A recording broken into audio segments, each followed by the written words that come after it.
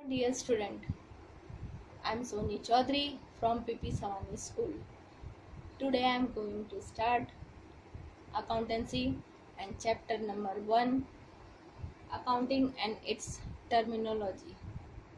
Okay friends, now barter system. You know about barter system? शायद आपने movie देखी होगी मोइनजोदारो, जिसमें आपने देखा होगा कहीं भी करेंसी, कॉइन, मनी या कुछ भी नहीं था, बट क्या था, एक थिंग्स के बदले दूसरा थिंग्स एक्सचेंज कर रहे थे. That is called barter system. Clear?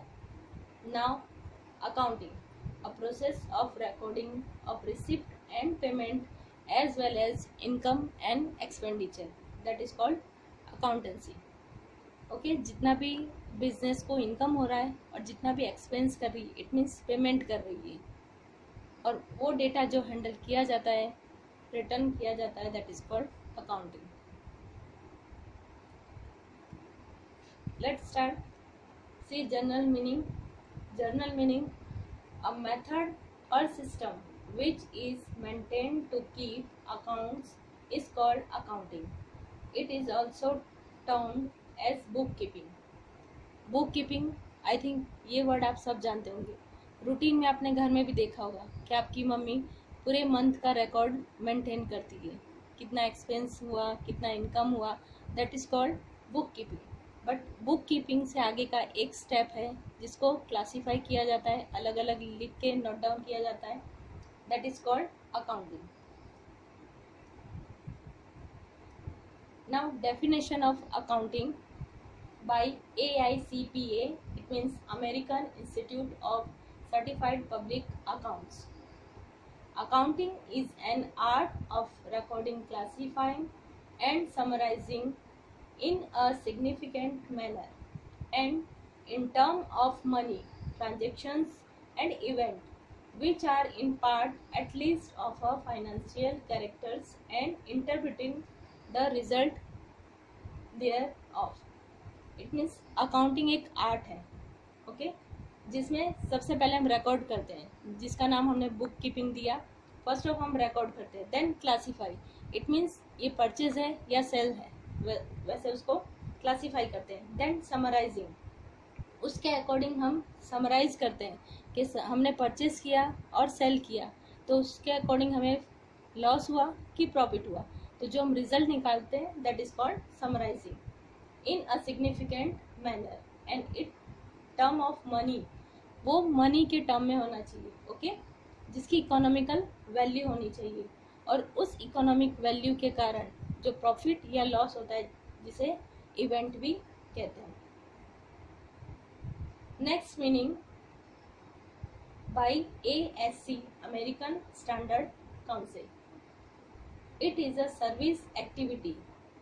It's function is to be provide quantitative information, primarily financial in nature, about economic activities that is intended to be useful in making economic decision. Okay, American standard council के according कि ये एक service, एक activity है, जो एक method है जिसके थ्रू हमें quantitative, it means numerical form में हमें एक इंफॉर्मेशन प्रोवाइड करती है, जिसके कारण हम फाइनेंशियल, एक हमारा फाइनेंशियल स्टेटस क्या है या फाइनेंशियल हमारी पोजीशन क्या है, उसके थ्रू हम इकोनॉमिकल हमारी एक्टिविटी क्या है और क्या एक्टिविटी करनी चाहिए उसका डिसीजन ले सकते हैं. Now next, business transaction. This is first term for accounting, business transaction. Business transaction, it means business transaction mean exchange of product or service of business between two or more person in the form of cash or credit. Okay, two person के बीच में जो transaction होता है वो cash और credit में, that is called business transaction. First, cash transaction. What is the meaning of cash transaction? Cash is received against good service or cash in paid against good or service. Suppose हमने कोई transaction किया और उसके सामने हम cash receive कर रहे हैं, या फिर गुड रिसीव कर रहे हैं, that is called cash transaction. But हाँ, सामने में कैश रिसीव होना चाहिए। और सपोज कैश अगर पेमेंट करते हैं किसी गुड्स के बिहाफ में या सर्विस के बिहाफ में, that is called cash transaction. Next, credit transaction of business. What is the meaning of credit transaction? Credit, it means payment is to be done against receipt or good service after a agreed upon time. जिस time में हमने surety दी है कि after 10 days और after 1 month जो payment हम करेंगे, that is called credit transaction. ठीक है, क्रेडिट ट्रांजेक्शन और कैश ट्रांजेक्शन में इतना डिफरेंस है कि cash transaction it means at a moment, at a that time आप कैश पे कर रहे हो, but credit transaction it means after some days आप पे कर रहे हो। Clear? Then next, event. Event means what? Transactions disclosed and act done by the business, while event represent situations or result created from transactions. Event it means हमने जो आगे meaning में देखा कि कोई हम एक्टिविटी कर रहे इकोनॉमिकल और उसके कारण जो हमें प्रॉफिट या लॉस हो रहा है, that is called event. Suppose मैंने परचेज किया 5000 का, ओके, और सेल किया 10,000 का, तो 10 - 5 इट मीन्स 5, तो 5 मुझे जो प्रॉफिट हुआ, profit it means event. Okay, ये ट्रांजेक्शन नहीं है, बट कोई ट्रांजेक्शन के कारण आपको कोई अलग एक्टिविटी, कोई अलग प्रॉफिट या लॉस हो रहा है, that is called event.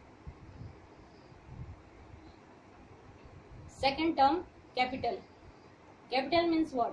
Investment brought in terms of money, assets, goods brought by owners to commence business. अगर कोई बिजनेस स्टार्ट करने के लिए ऑनर कोई भी गुड्स, मनी या एसेट ला के बिजनेस स्टार्ट करता है, that is called capital. Next, drawing. Withdrawal of cash goods by honours for personal use.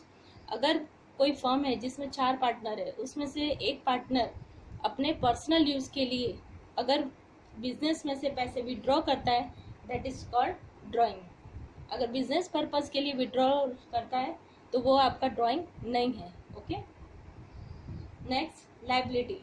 Liability it means amount payable by the business for credit purchase of goods, assets, service and borrowed money is known as liability. जैसे हमने आगे देखा कि liability it means what, कि after some time आपको pay करना है due amount, आपके अकॉर्डिंग जो ड्यू अमाउंट है, दैट इज कॉल्ड लाइबिलिटी। अब सपोज आप किसी शॉप से परचेज कर रहे हो और परचेज के टाइम में आपने पैसे पे नहीं किए, बट आफ्टर 1 week आप पे कर रहे हो, that is called pure liability.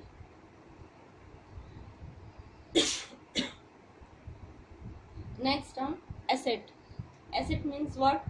Assets means tangible or intangible product, item which is of ownership of business and has economical value.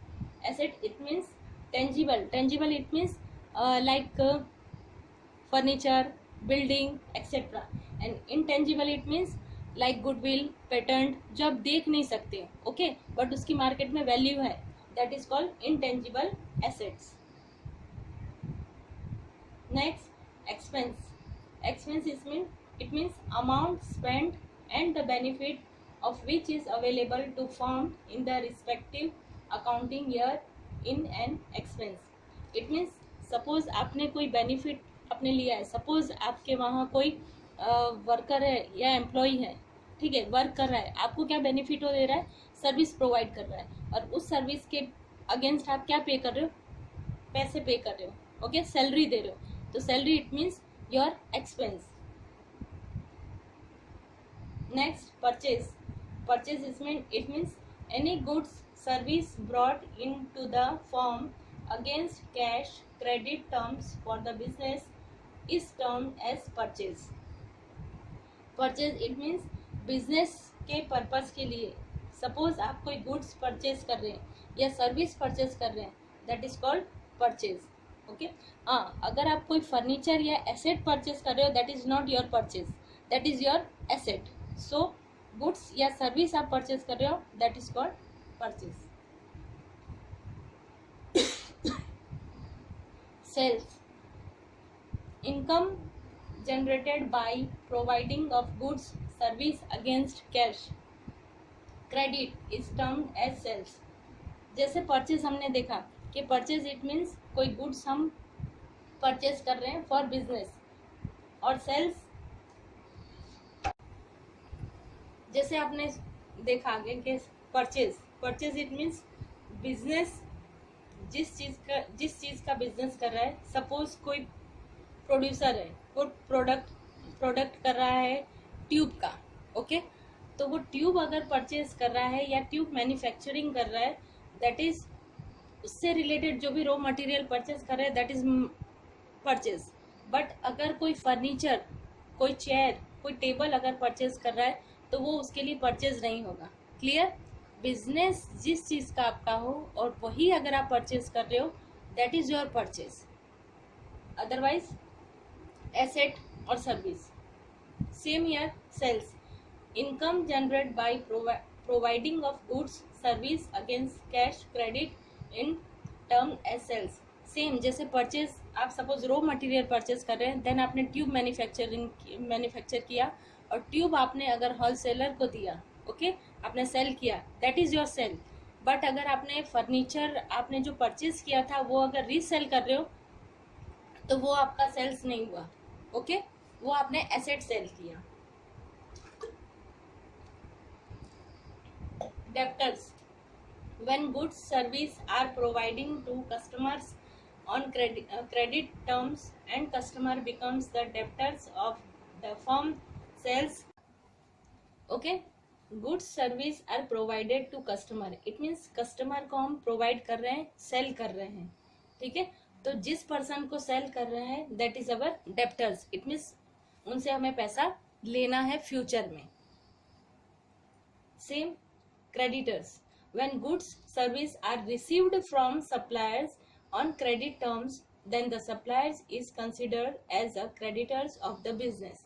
जैसे हम किसी को सप्लाई कर रहे हैं, सेल कर रहे हैं, तो वो पर्सन हमारे लिए डेटर्स है।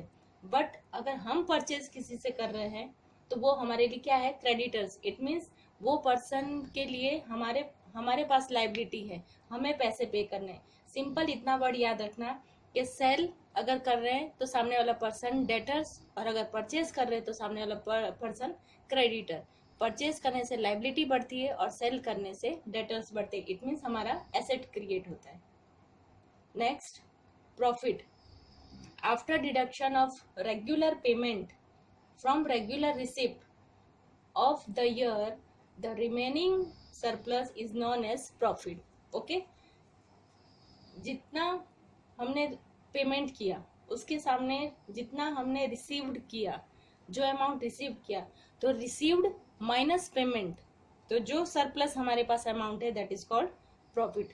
जब भी हम बिजनेस करते हैं तो सिंपली है कि जो इनकम हमारे पास आती है उसमें से एक्सपेंस भी हमारे बहुत सारे होते हैं, बहुत सारे एक्सपेंसेस के लिए हमें पैसे पे करने, तो करने के बाद जो सरप्लस अमाउंट हमारे पास रहेगा वो क्या हुआ? हमारे लिए प्रॉफिट। ओके, और the excess of the day to day income over expense of the business is called profit. Same here, जितना एक्सपेंस किया उसके सामने इनकम अगर ज्यादा है तो जो इनकम ज्यादा हुआ surplus that is called profit.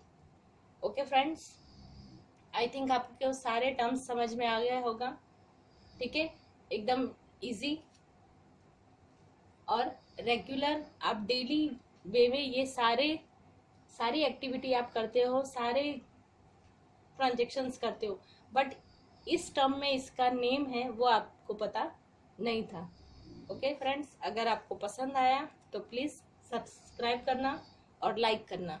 फिर नेक्स्ट टॉपिक के साथ फिर नेक्स्ट लेक्चर में मिलेंगे। Bye, have a nice day.